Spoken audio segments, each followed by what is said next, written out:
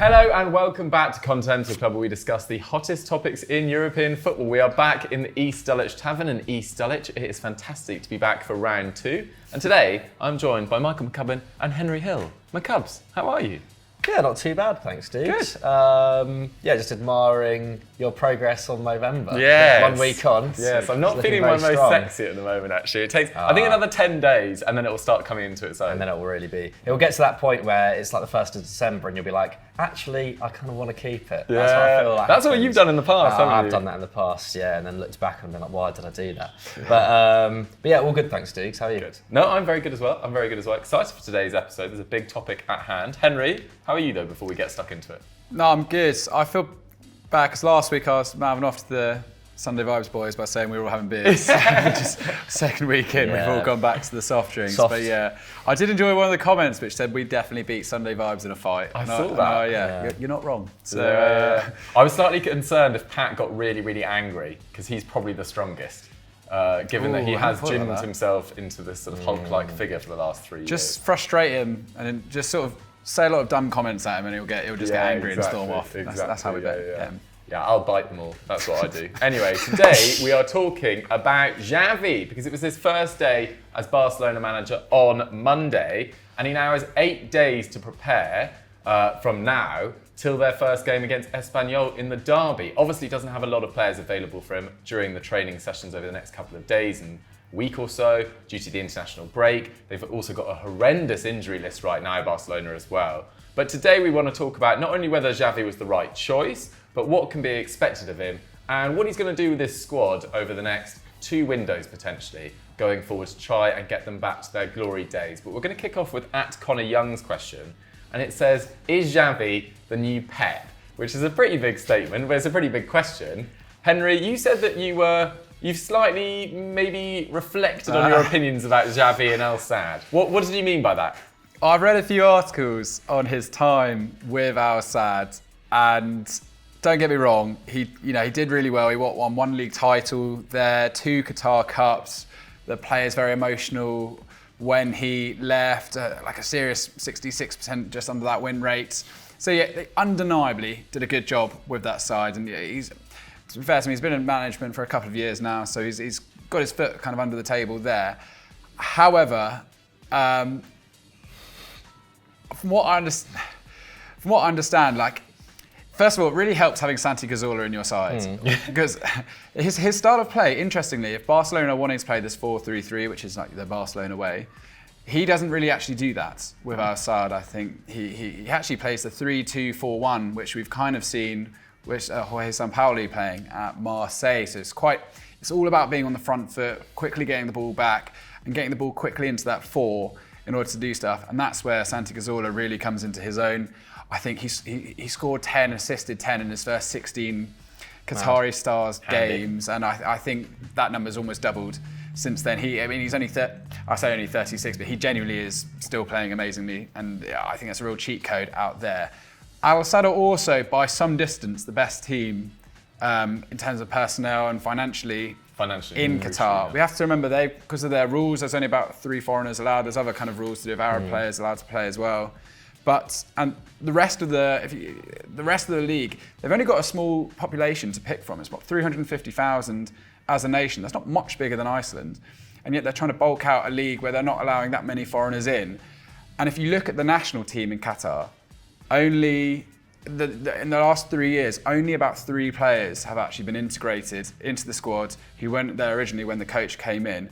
9 of the current squad are actually already playing for Al Sadd, more or less, which shows you that there's really not a ton of talent knocking around that league. Once again, not taking anything away from what he's achieved with the club. They do play attacking, flowing football. There's that one goal they keep showing where they just sort of pass it down the end of the pitch. He does believe in tiki-taka. He does believe in some high possession, high energy football. So that is really great to see. And I still do believe that with the right personnel, he will be a very good manager for Barcelona. But it's also worth noting that in the Champions League, the Asian Champions League, he's never done that well at all. I don't think he's ever got past the round of 16. My understanding is that when he's come up against teams with a bit more rigid defences, he played Persepolis of Iran and Al Duhail of Saudi Arabia, and he's lost on both occasions pretty comfortably because some of the teams in Qatar obviously can't cope with the style of football which he's implemented with the better players. But when they've come up against perhaps more well-drilled units with a bit more of a sort of historical grounding in football, then Iran, Saudi Arabia, two of the best footballing nations in Asia, and they've been able to produce teams that have been able to sort of counter what Xavi's been trying to do. That said, I'm not gonna. I still think he's the right man for the job. I think if you look at what Zidane was doing with the Castilla before he came in, wasn't that exciting, but sort of his presence is really what helped him at first sort of ground the players at Real Madrid, and then they pushed on after that. And he's actually, I do think he's become defensively and actually quite an interesting coach, Zidane, over time. Xavi is going to go in with the same kind of gravitas, really. If you think about it, only Messi has made more than his 767 appearances for the club. That's mental. That's so many. That is a crazy amount of appearances. We're talking about, we did that podcast the other day where we were looking at potential Ballon d'Or winners if it weren't for the year of Messi, etc. Xavi would have won it 2 or 3 times, potentially. He's that good a player. And I don't think, obviously we've seen a lot of coaches these days coming through that aren't necessarily have had great footballing careers as players.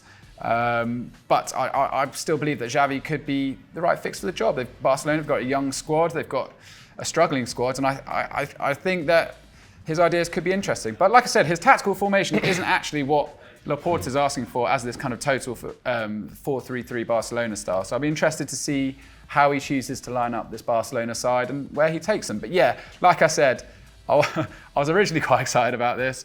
Maybe a little bit less excited, but I still think this could be an incredible opportunity, certainly for him to elevate his managerial ability on the biggest stage of all. Because yeah, you're always going to be limited by what you can do in the Qatari Stars League. Yeah, he said actually interesting. I saw an Athletic article where he said he turned down Brazil, the national team, and he was basically just waiting for the right time to take over Barcelona. Now, obviously, he tied himself to the Victor Font presidential campaign quite heavily. Victor Font said, I will bring in Xavi. It was like his key policy, basically. And I think that's why Laporta was quite reluctant to replace Koeman with Xavi last summer. Now he's come in, and yeah, there's serious work to do, as we'll come into in terms of even the league table. It's not gone very well in the Champions League. But now he's almost a very good coach for where they are right now and where they want to be in 2-3 years' time, getting back to the Barcelona way. There's almost less pressure on him than if he'd taken over after, say, Luis Enrique or someone like that. Obviously, that wouldn't have been possible because he hadn't had his coaching qualifications by then. But for example, that. But I think, McCubbs, it's quite crucial that we do, when we say, oh, could he be the new Pep? Like, to appreciate the squad that Pep took over couldn't be further apart from the one that Xavi's got, really. No, of course not. I mean, Pep took over a squad that, a lot of them had won the Champions League 2 years before. You had the likes of Thierry Henry, who'd also joined as well. Had, I think, a bit of a disappointing first season under Frank Rijkaard. But, you still had that that very strong core of players who'd kind of grown up with the kind of, remnants of Johan Cruyff. They'd been, they'd kind of studied under Van Gaal originally, and then obviously the Rijkaard era. You had the likes of Xavi, Iniesta, Puyol, who was such a strong captain. Xavi's inheriting a much lesser squad, but it's not too dissimilar from say where Barca were perhaps at the start of the early 2000s when you've got a lot of really promising young players, and I think in some ways, this could suit him because although, is Xavi the new Pep? I mean, it's a ridiculous question, I'm afraid, Connor. but that doesn't go to. But where Xavi is, I think, like Pep, but Xavi is clearly very influenced by Pep in terms of his, in terms of his philosophy, and like you say, Henry, it hasn't necessarily.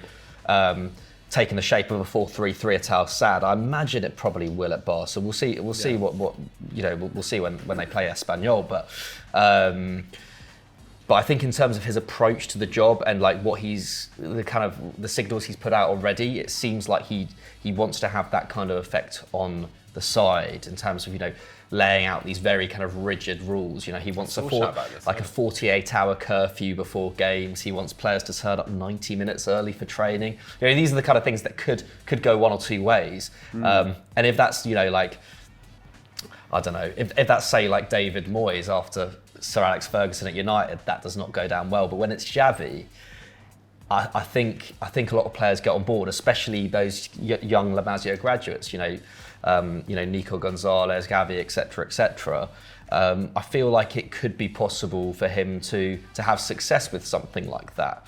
And he is sticking his neck out in some ways, but like I think that's where I think the similarities are with Pep, in that he's coming in and it's not necessarily like, oh, I want to come in and my footballing philosophy is the best and we're going to get Barca back to playing the way they are. I mean, he is kind of saying that, and getting Barca back to their identity.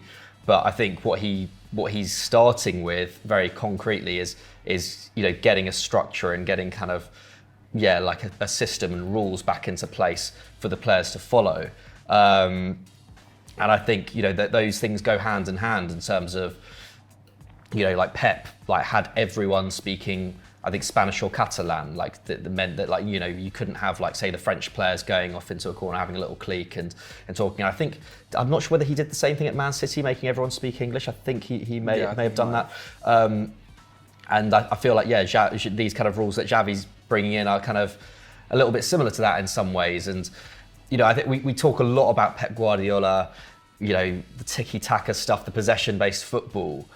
But the real change that he made when he came in after Rijkaard, because Barcelona were already playing basically the best football in the world on the ball under Rijkaard. But what Pep, really the big thing that Pep did was introduce pressing in a massive way. It was like when you lose possession, you have to win it back immediately. And this is something that Barcelona haven't done an awful lot of in the last few years. And Xavi, I think, is that's something that Xavi's very keen to get the side back on track with. And in that sense, I think, he's got a really, really mouldable squad. And like you say, Dukes, in some way there's not too much pressure because we're in the post-Messi era now. There's not as big expectation. Barcelona definitely don't need to challenge for the title this season. I think they will probably get onto a bit. I think they should still expect to qualify for the Champions League. I think they're very capable of doing so. But I think, in the long term, he's got a squad of very mouldable players, and just getting them back to the basics of where kind of Barcelona used to be, start those kind of building blocks for success in 3-4 years' time.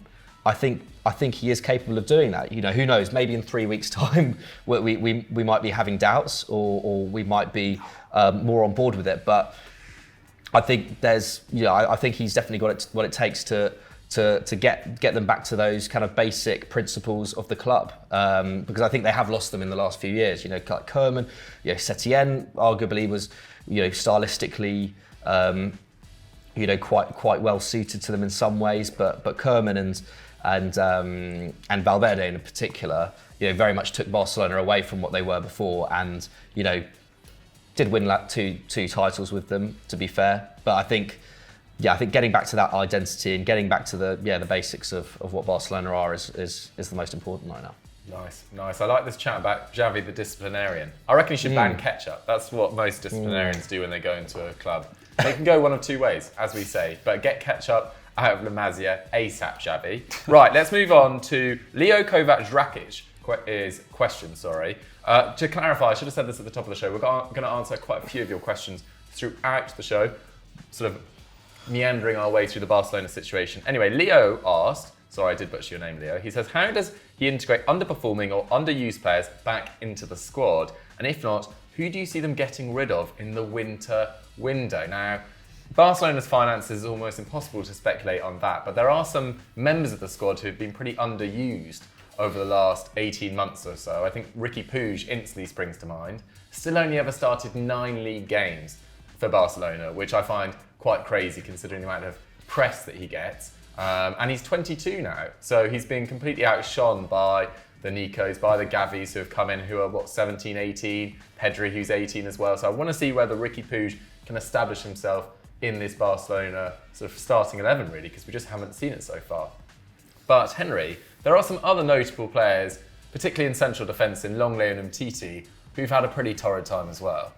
I genuinely thought Longley was injured. I didn't realise he'd been just sort of underused completely. I am quite surprised by that. I think the whole point about Umtiti really struggling was that Longley really did take his place in the side. I mean, he was very impressive in the first season that he came in 1920. Obviously, last season wasn't wasn't particularly very strong, was it? He got 1 red card, 5 yellows in first 17 league appearances, a ton of errors as well, which you can see. But I mean, last season was when we started seeing Barcelona teeter at moments under Koeman, so I can forgive him for some of that, especially when we look at sort of Eric Garcia that's coming. I don't mean to be like dismissive of Eric Garcia, but I don't think he's got the physicality certainly to deal against the top teams, against the top players. I think he's probably a very gifted technical defender, but I just struggle.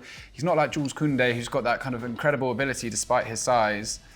So I struggle with Eric Garcia there. I think Ronald Araujo, I love him. I think he's almost as close to an heir to Piqué as you can get in sort of the way that he sort of commands the back. He's not the most incredible ball-playing centre-half, but what he does do, he does very effectively. He wins, even when it comes to like winning headers and stuff like that, he's always making sure he finds a man. There's no kind of wasted action with him, and he knows what to do, he knows his function. A lot of heart as well. Yeah, that's why I really like Araujo as well. Only costs like 5 million euros out of Uruguay too, so that's a really, really smart piece of business by Barcelona there, which we don't get to say all the time about that club. But yeah, no, Clement Lenglet, I'm really surprised. Like you say, he's hardly featured this year, 206 minutes so far, 1.8 fouls last season. That isn't great at all, is it?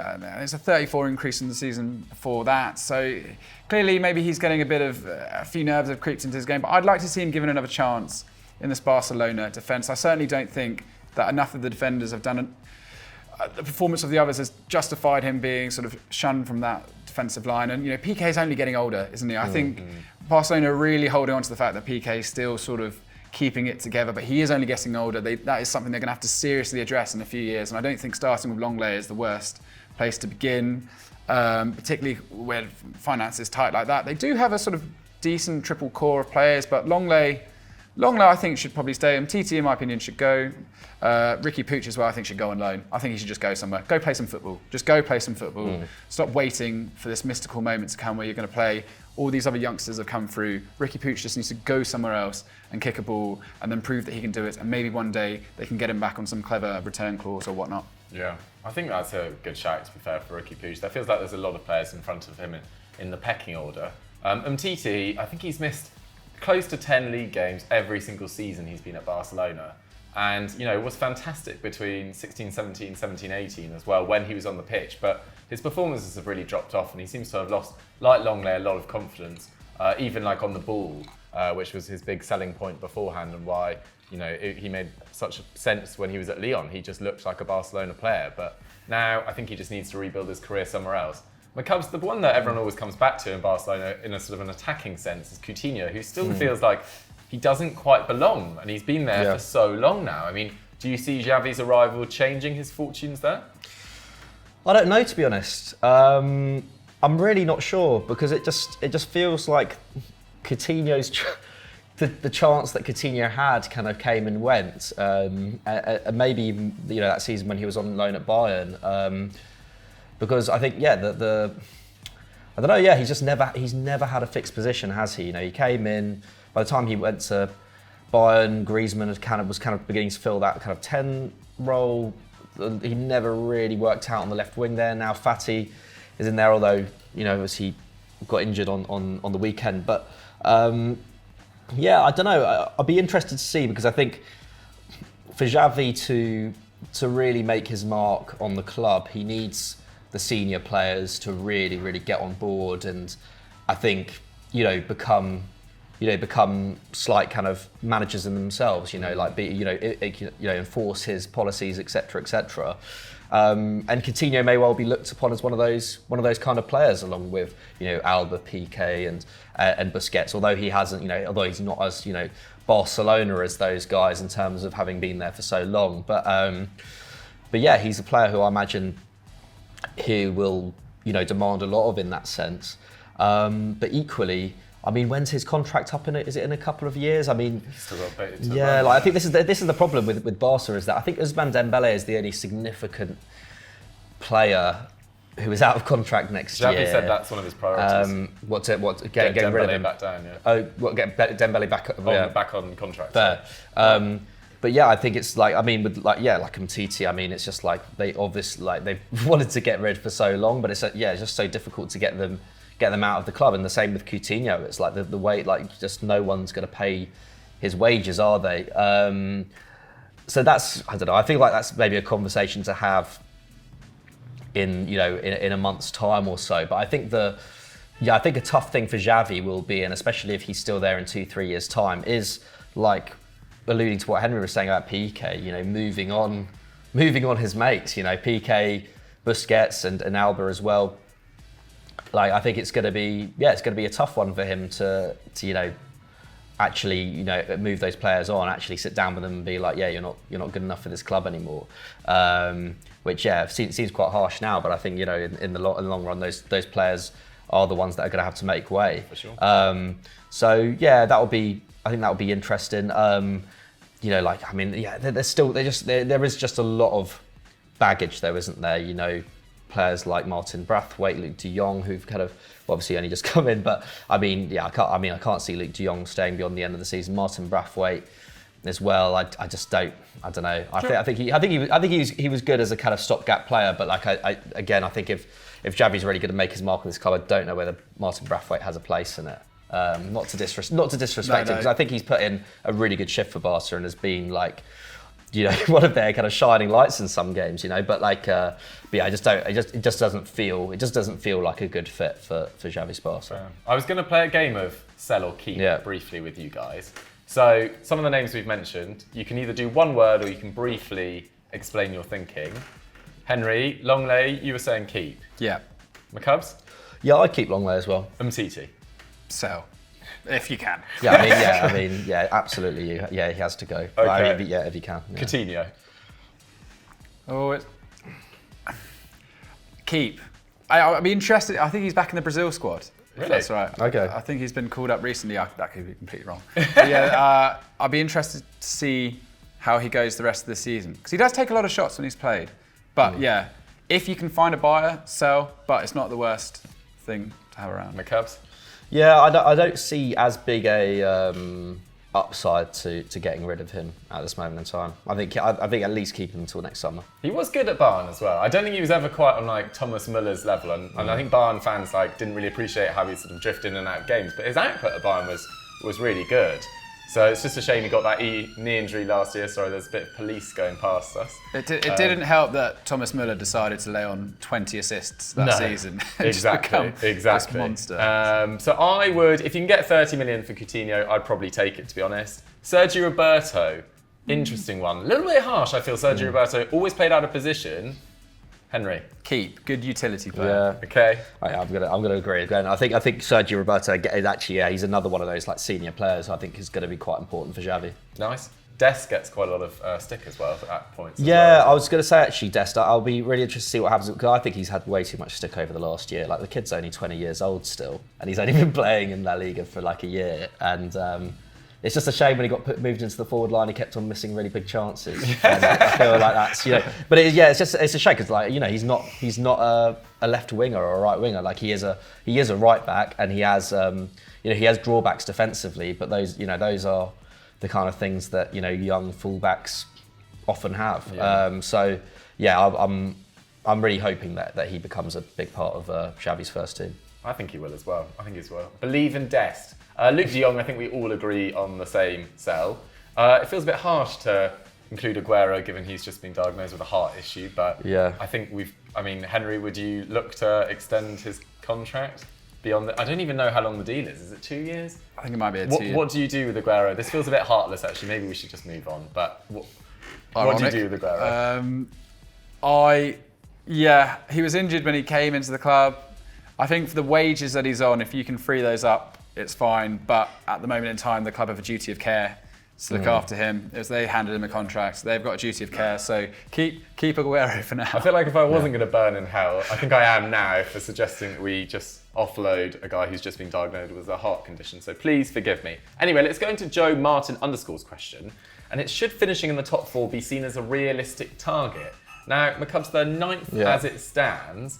There's some background noise just in case you can hear that. I hope that hasn't disturbed you too much. There's some, they're 9th as it stands. Yeah. They're 6 points behind 4th place Atletico Madrid at the moment.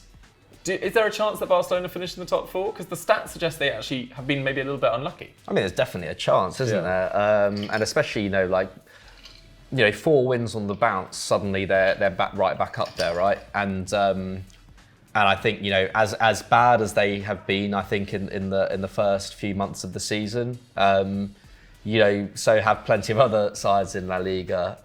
I think out of the big three, I think Real are the only ones who've really struck me as a top side in the early weeks. So yeah, absolutely. Like Real Sociedad are top at the moment, but like inevitably they will drop off. I feel this might come back to bite me when they're crowned champions at the end of the season. But I think Sevilla are excellent as well. Actually, I think Julen Lopetegui's obviously done a great job there. Was only kind of actually looked into it properly the other day, just how good they've been under him. Like, I mean, last year was their highest ever La Liga points tally. It was the first time they'd got top 4 for 2 consecutive seasons in about 10 years. So, like, props to Julen Lopetegui for turning his career around. And yeah, like last year, like Sevilla were, especially at this stage of the season, looked like one of the best teams in Spain as well. So Sevilla are the only team who I think will finish ahead of Barca out. Like, definitely will finish ahead of Barca out of the kind of the rest of La Liga. Out of like Betis, Sociedad, etc. But yeah, I think it is a realistic target for them. Why not? Like, I mean, yeah, 6 points off, you can make that up very easily. But yeah, it's going to be very dependent on him implementing a working system within the next 2 months. I think as much as we talk about this as a long-term project, as much as it should be seen as a long-term project, and as much as I think Laporta will be patient with Xavi, because I don't think he wants his. I don't think Laporta wants his legacy to be, the guy who sacked a great. Like, I mean, he obviously had no qualms with letting go of Koeman, because Koeman was never really viewed, that with that much, was never really viewed that well by the Barca hierarchy anyway. But yeah, obviously, sacking Xavi would be quite a significant thing to do, having put your faith in him. Equally, if they don't, the pressure will obviously be on him.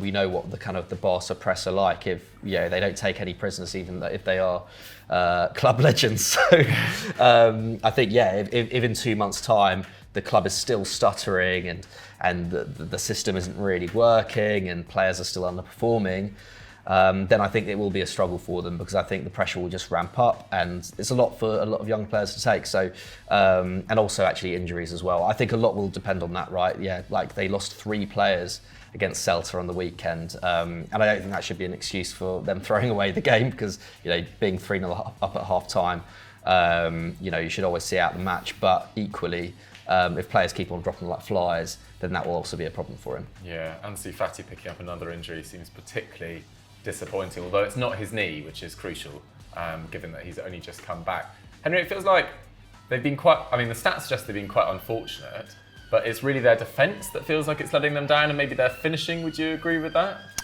Yeah, I mean, obviously it says expected goals has gone down from 2.2 to 1.7. Why could that be? Because they've lost Lionel Messi. So, I mean, that's obviously going to be the case. But, expected goals against per game has actually slightly decreased from 1.1 to 1 from last season. So, I mean, it says they've got the fourth best defence in the division so far in terms of their defensive output every game. So I think some of Koeman's work has been, I think he won't be too dissatisfied with the legacy he's left behind in some senses. They just really struggle to get over the line in a lot of those games. I do agree with McCubbin. I do think they'll get back into top 4. I actually think Sociedad,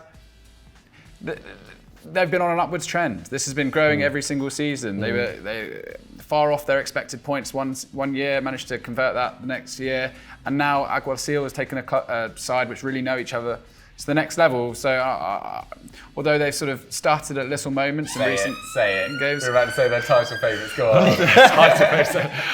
Oh my God! I feel like we've covered a really criminal time. This is East Dulwich, but it's I'm not going to say that East Dulwich. I'm not going to say that Real Sociedad are title favourites. Dulwich Hamlet could be title favourites. I think they're maybe 6th in the National League South at the moment. Well, talking and coming for them. But listen, they should have got 5.4 more expected points than they have. That's one of the most unfortunate kind of teams in Europe with Greuther Fürth, the likes of Lille as well. So yeah, I think the future is bright. It'll just be interesting. A lot of these stats are relevant to Koeman's team. Now let's see what they can do with a completely new side. So I'm not going to delve too greatly into this because I think we're about to see a giant shift. And they just need to start again, dropping points in against Granada, Cadiz, Alaves. Normal situations that wouldn't happen, and that's where they're going to have to make the margins up for the second half of the season, which is just converting 3 points against the sides they never expected to lose to. Rayo Vallecano as well. Yeah, I mean, I think that's one of the big things from Xavi, isn't it? That one of his kind of big statements was just like, we have to win, you know, like we have to win every game, and I think there's that kind of, I feel like there's a little bit of arrogance there. It reminds me a little bit of how, like, you know, some ex-Man United players talk about the United sides of today, in that, like, it's like, oh, it's fine. Just, you know, you just got to have that kind of winning mentality. You know, when I was there, we just didn't lose, and we were so annoyed when we lost. I'm sure like Barca players are incredibly annoyed when they lose, but equally there is something missing there, and I think the discipline that he will bring, or at least he says he's going to bring. You know, I think fans should hope that will maybe change things around a little bit, at least in terms of like the minds of young players. Yeah, it's going to be absolutely fascinating at Barcelona, as it has been over the last, well, ever since they sort of went down, really, in terms of their massive standards. So let's see what happens to them over the next few months under Xavi. In terms of managerial player target, there's not really that much point talking about it right now. We don't really know what their budget's going to be. Their finances are still an absolute mess. There's talk about Raheem Sterling coming in. There's talk about Cavani, Werner. I don't really know how they're going to afford these players, to be totally honest, right now. So I think he's going to have to make do with the squad he's got. But guys, what do you think about Xavi's appointment at Barcelona? Do you think it's going to be a success? Can he reintegrate the players that we're talking about that are, you know, been struggling under Koeman, the Puig, the Longley's, the Umtitis, etc.? And where do you think they're going to finish this season? Get the answers to all those questions in the comments down below. And let's move on to our quickfire questions. Right, the first quickfire question comes in from @DomSullivan18. Thank you very much, Dom, regular contributor. He says, what's your favourite derby on the continent? Henry, what do you love getting your chops into? Well, obviously there's Fulham versus QPR. Big. You can't make that continental, mate. the most deadly derby in the west of London. I don't know. I think Forward Club Brugge versus, I don't know, Anderlecht or something? No, I wouldn't go that far. I do think I just love Turkish football. I think Turkish football is really cool. The Istanbul derbies, when they come together. I remember I was in Istanbul the night of a Champions League game. It was Schalke versus Galatasaray. And we, inadvertently, my dad and I went into the Galatasaray sort of drinking streets. And they must have just thought we were German fans because they were giving it us, which was really fun. I've never forgotten that. Even my dad, he doesn't really like football. I saw like a little wry smile on his face. So yeah, love that. Turkish football. Yeah, I love Le Classique as well. Marseille, PSG. I just think what Marseille did with their tifo the other day was so cool. Obviously, yeah, and that was the very best of French fan culture. And I love that kind of rich versus poor narrative, etc., or working class, whatever. It's I think that sort of really breeds a proper atmosphere. So for those two examples, I'll go for. Nice, I like it. McCubs. Yeah. Anything from you? To be honest, I do love the Milan derby, and I mean, like, you know, the Milan derby the other day was pretty rubbish, wasn't it? But yeah, I think it's just like growing up with it. That was actually the best derby, really, in terms of quality. I think like El Clasicos, when I was like 9, 10, 11, actually El Clasicos weren't the best because it was like it was before Ronaldinho. It was, you know, even Real Madrid were clearly the better side back then, but they weren't that good. Whereas Inter and AC were seriously good sides around that time, and it was just fiery, man. It's just like that's when I think of flares, that's what I think is the San Siro, and you know, Dida having to like remove like 50 flares from his box because he can't see anything, and I think the San Siro as well, just as a stadium, like I think that's still top of my list, and I feel increasingly like I might never be able to get there before they renovate it, but I don't know. We'll see. We'll see. Go and take a bit of the crumbling concrete. Yeah, exactly. Try and stop them from knocking it down or whatever. Why don't you do a one-man protest? Yeah, exactly. I think Boris Johnson, didn't he, promised to do that for like the the runway at Heathrow or something like that, something stupid like that. So yeah, I'll take a leaf out of his book. Another broken Boris promise. Anyway, I think the Milan derby is a very good shout. There's that amazing photo of Gattuso and Materazzi with the pyro in the background. That's just such an iconic photo. I think that's so cool. I was trying to think of one from the Bundesliga. I never really think Der Klassiker is a particularly good match, actually, because Bayern have such dominance in that fixture. I don't think it's like that historic. I think they just kind of call it that because it's like they are the biggest teams in the last like 30 years or so. Exactly. Schalke versus Dortmund, I think they're two very well supported clubs. I think they've got two really cool stadiums as well. So I always quite enjoyed, watching the highlights or watching that. So yeah, I'm going to suggest that. Hope you enjoyed the answers, Dom. Let's move on to Carefree Ollie's question. It's quite a big one, maybe one we could do as a whole topic. And he says, are big money transfers worth it? McCubbs, we've seen a lot of £100 million signings not really work out. Yeah. Do you think there'll be a thing of the past, or are the fees going to carry on going up and up? Or what do you think?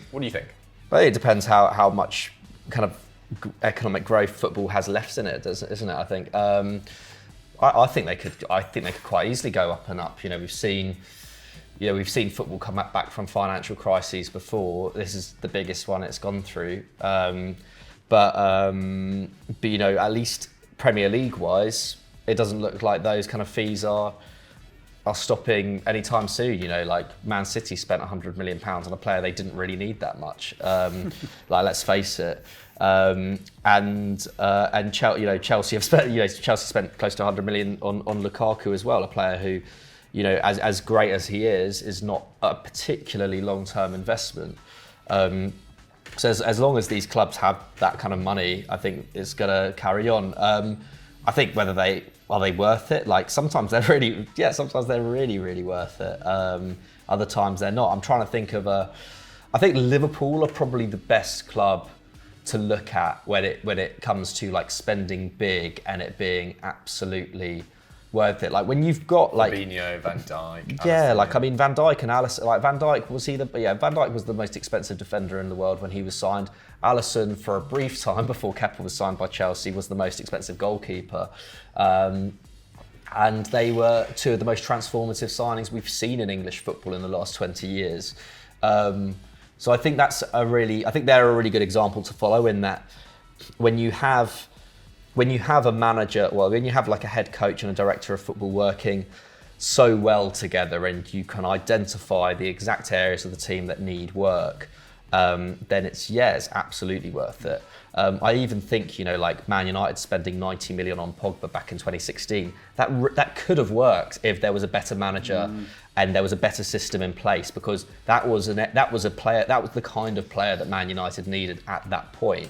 And I think you could say the same for like Lukaku in Chelsea. It just hasn't quite worked out yet, but like that was the kind of player that Chelsea needed. So like, absolutely, they can be absolutely worth it. But they obviously come with risks. Yeah, for sure. There's been some very successful ones. Like, they're two amazing players, but you'd argue that Bale for the first 4 or 5 years at Real Madrid was probably worth 85 million. Ronaldo when he went to Real Madrid and broke that transfer record. Like, there's been a lot of success in that 70 to 90 range. Maybe less so in the 100 million plus signings range. I mean, Henry, do you think, with Mbappe likely to go on a free, Haaland's got this release clause, are there going to be that many 100 million pound plus signings, or do you think it's just going to carry on? I think clubs are going to get way more smart in terms of, and I think a lot of their recruitment is going to be based on personality. Now, I think what McCubbin said about Liverpool, they signed 2 players in Alisson and Van Dijk, who were obviously great players, but they weren't held up as the very best at that moment in time. One was playing for Southampton.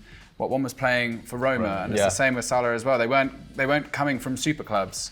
These were guys that still had something to prove, if that makes sense. And obviously their personalities have been shown to be perfect for the club itself. But the fact that PSG can buy someone for £440 million and he can leave on a free at the end of his contract is a damning reflection on the transfer market in many ways, because even we're seeing Yuri Tillemans, it looks like he wants to leave Leicester City now, after they spent a fair wedge on him to get him, give him a chance after a really difficult period, what was it, at Monaco. Yeah. And he's now decided he's almost outgrown it and he wants to go elsewhere. Nothing against the player necessarily, I think he's entitled to want to do that. But Leicester are thinking, recruitment's going to have to get so much more intelligent, and I think personality matching is going to become so much more into it, because you just simply cannot afford to pay all this money on players who are simply just going to disappear. And that's why my issue with Pogba is he's always had that bit of fire in him. He always had that, put away his incredible talent. He always had a bit of a renegade personality, hence moving away from United at first. I think what Paul Scholes said about him the other day was fascinating. He needs older guys just screaming at him the whole time.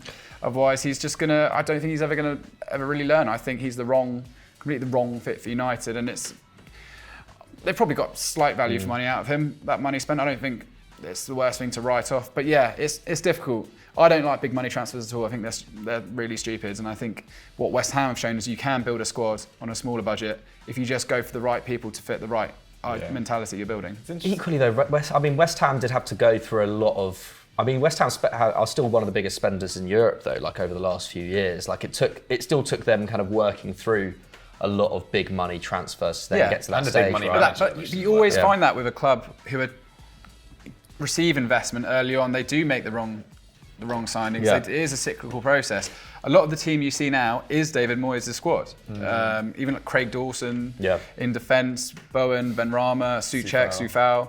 All the guys that we're now going, hey, look how good these are, is because they finally got a squad which fits their kind of big, beefy, sort of powerful ideology. And I think that's what's so cool about it. That's what I love about West Ham at the moment, is it's all planned. It all makes sense. I agree with that. It's an interesting question. I mean, what do you guys think? Can you ever win a league title or a Champions League without big money signings? I think that's basically what we're asking. I think there are always stories like West Ham, well-run clubs like that.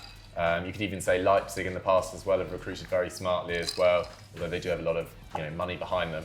Can you win the big trophies in football without spending big? Maybe we should do it as a whole nother topic. Anyway, guys, that's all we've got time for on Continental Club for this week. I hope you guys enjoyed it. Thanks again to the East Dulwich Tavern for having us. It's been fantastic to be here. There's been a lot of police outside, etc. So I hope it hasn't disturbed you guys and your viewing experience too much. The Cubs, if they have enjoyed this, what would you recommend they go and watch now? Go and watch one of our explains. I can't quite remember which one. We had a couple of decent ones out on the weekend. I've forgotten the names of them, but also Pochettino. Pochettino, yeah, is he failing at PSG? Bit of a debate there. Obviously, Pochettino isn't the most popular man at that club, is he? Right now, which baffles me. But nevertheless, go and check that out. Also, I spoke to Christian Jean-Pierre, who was one of the directors on the Arsene Wenger film, which has just come out. Really fascinating film. I recommend you go and see it if you can. I spoke to him on the podcast channel. That was out on Wednesday. Had a little interesting chat about Arsene Wenger because he knows him quite well. So go and check that out. Love it. Always good to learn about Le Professeur. Henry, anything from you? I've got a EFD Explained coming out on why Germany produces so many world-class managers. I think that comes out 2 days after this comes out. Edited by the man behind the camera, James Wayne, at the moment. I really enjoyed writing it. The Fußballlehrer, that's their version of the UEFA Pro A license, which means the football teacher or football master, which is kind of cool. And they've got this whole academy, which if you have to qualify to go into. Every German great coach has been there, and it's producing.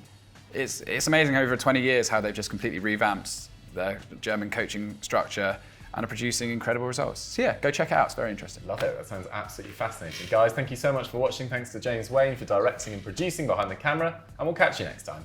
Bye.